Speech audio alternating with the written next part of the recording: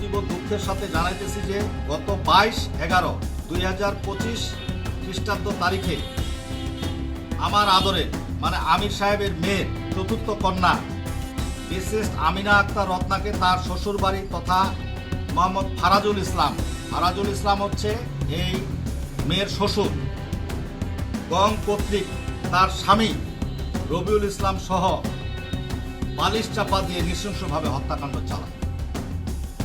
বর্তমানে অত্র মামলাটি বিজ্ঞ আদালতে বিচারাধীন রয়েছে, যাহা আটোয়ারী থানার মামলা নাম্বার 8 তারিখ 24/11/2025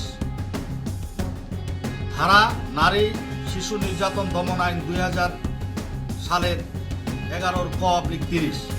আমার কন্যার এই নৃশংস হত্যাকাণ্ডের বিষয়টি আটোয়ারীর সচেতন মহল হতবাক ও বিস্মিত হয়েছে।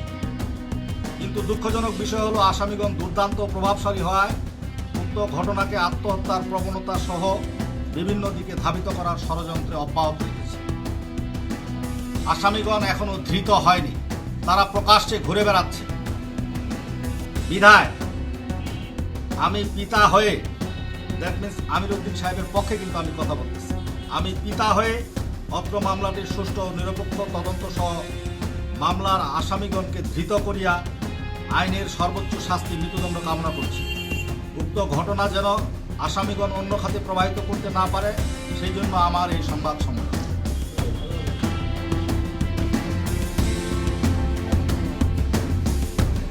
হয়নি ভাই, থ্যাংক ইউ দিয়েন না এখন মুরব্বী সামনে মাঝখানে দিলে ওর বোন মাকে ওই যে মা